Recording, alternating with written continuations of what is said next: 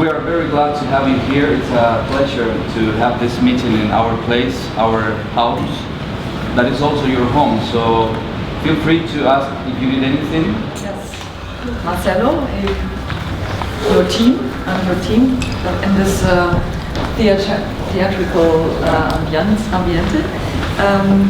We are very happy that you gave us this beautiful space and that we can be here in Santa Cruz. And actually, before I came here, I maybe, as you, read the report again, which we all wrote after Salvador and Bahia, which was very interesting for me after half a year to read it again. I had the impression that almost all of you had fun in writing it, and it moved something, Bahia. There were a lot of thoughts and inspirations. It was like two main subjects, which for me, maybe we discuss it here in another way, but it was two subjects which go through all the reports, and this is, as far as museums are concerned, is locality. Natalia, when we once visited you in Lima, you said museums are by nature local places, and this is something which I feel is an important point. And the second important question which I read out of the reports is the question of what is actually the function of museums, and very much being influenced by the social function of museums even more. Maybe I'm wrong, but this reading the report seems to be important questions, and I feel that dealing with 4 questions now during the next 3 days, I feel that these topics are in the questions as well. I think that the experience of the Museal episode in Salvador was very strongly shaped. I believe that your experience has been shaped very strongly by, first of all, Marcelo's very blunt and courageous effort to bring onwards a modernization, or like a modern utopia, like a modernist utopia project that probably was induced by Lina, who also came from outside of Salvador, outside of Bahia, to come and try to bring this forward. So Salvador is in a way the heart of colonization in Brazil. Like, and as you all know, you've been there, and it's also the African heart. Marcelo is not the director anymore. Sorry. Yeah, go ahead, please.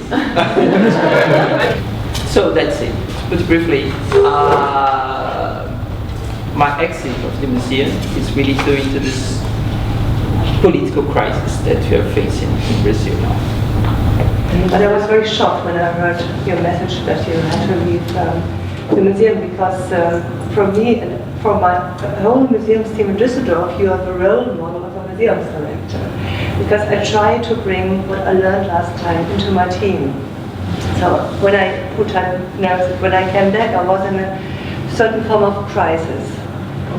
So we have been 2 days together afterwards. We went to Rio de Janeiro and met Paul Herkenhoff and other persons, and so this much more radical form of participation and social engagement and openness to a real, honest discussion with people was so strong, such a strong experience, that when I came back, I asked myself the question, am I at the right place? Am I working with the right people? All these rich, spoiled people, like our trustees who are giving the money, and I have to bring all my time to them, and not really doing these really important work.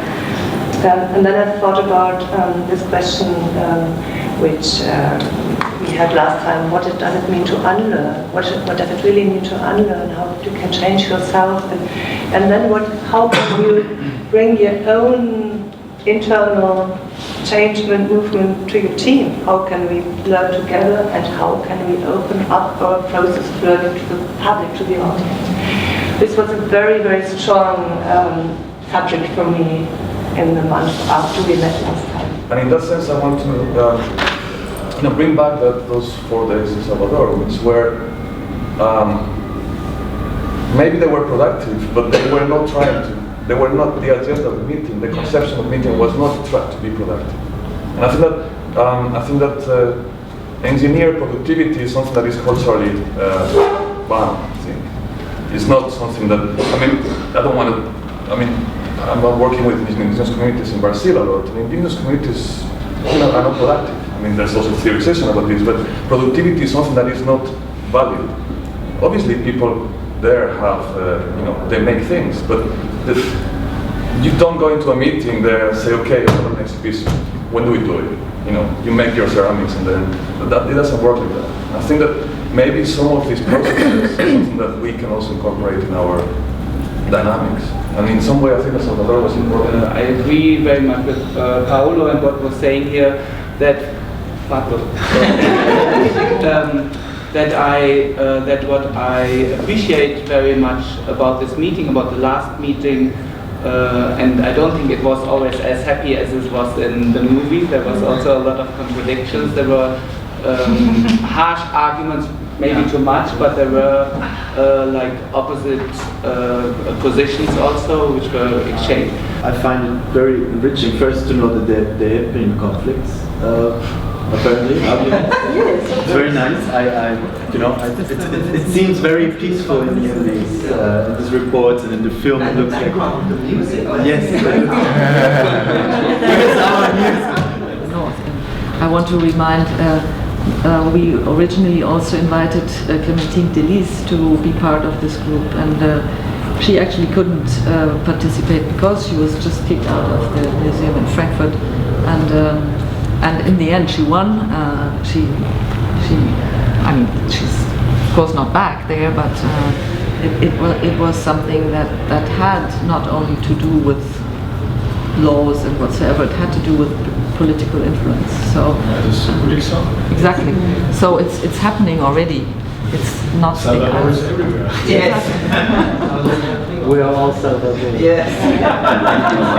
Of course, we also read news and know what happens in South America, but now listening to this and thinking about Europe, I mean, in Europe, as you understand in Europe itself, culturally and politically, we thought we are in happy times and everything is clear, and we didn't care for it. Now we have what we have.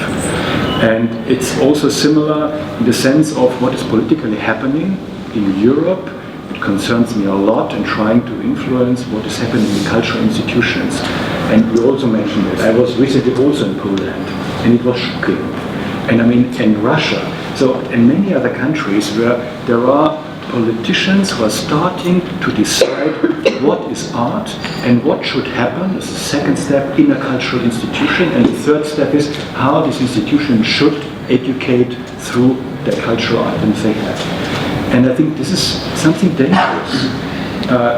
Good luck in Dresden, but I mean, if there are these elections at AfD, I'm not joking, it's not for joking.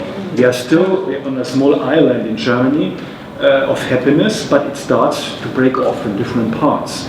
And we saw that 25% they have in Sachsen-Anhalt, this right-wing party, Front National in France. It's not only Eastern Europe. In Eastern Europe it's stronger, but it moves all over Europe. And this is something I think we have to, raise awareness about what is happening. So in Germany we have on the one hand the subject of refugees, many cultural institutions really working in a great way with all these people. On the other hand, these new movements of the right in Dresden, where I will begin up from November, and other cities. And so I think now I'm very curious again to learn from you how to prepare, for me personal, for the next step to go to Dresden. What can we do with institutions? And I want to learn from Elvira. I think we have chosen last time the most radical form of museum concept because we had a longing for learning these radical forms, but because she said that she wants to keep these handicraft traditions vivid, and how can the museum have a new definition. And she spoke about the decentralized museum, and she spoke about a new vision of how to find a new form of view on textiles, which you can but also use perhaps for modern art. I try to do it very quickly. Like, I work for an institution, and that is different. I'm elected actually by the city parliament. I have to campaign. I'm one of the very few museum director who got elected, who need I think you all not elected by, yeah. So this is, so it's what you said, it's about the institutional framework. However, my institution is for Germany and maybe Europe very typical, as it's extremely professional. Like we know exactly what we're doing in terms of raising money, getting visitors, making very popular and intelligent shows. Like the disciplinary knowledge is, the level of the disciplinary knowledge is so extremely high by the people working in the institutions. Like I know how to schmooze the sponsors, I know how to talk with the politicians. Everybody is like the cleaners, the cash desk, everything is extremely professional. But it's a accumulation of a professional working which doesn't have to do anything with the idea of the crisis and the idea of the societies we have. Like, because inside, like the very heart of our institution, we have no idea what to do. And I would say it's the same at the Pompidou. It's the same. It's everywhere. Like, and I could name some of these things. It's like Munich has 36% of foreigners. It's the city with I think the second city with the most foreigners in Germany, and they don't come. And there will be more in future, and we have no idea how to make them feel that our museum is their museum too. We have no idea. Like the society is extremely aging. We have no idea how to deal with that. It's like there are no concepts of doing that. As we talk about collections, like we all have the idea of that we want to accumulate objects for our collections which we consider important for the future, but we copy by accumulating the collections the neoliberal system which we try to criticize all the time. Like we think of growing the collection and we try to, and after 15 years of professional or more or less professional work, and it feels terrible for me. Like I love all the people working in the museum. I love the museum, but I want to change on these kind of what can we do about it? It's like how can we get out of? I know there will be contradictions all the time, and this is important. But how can we get them into a level which feels a bit nicer?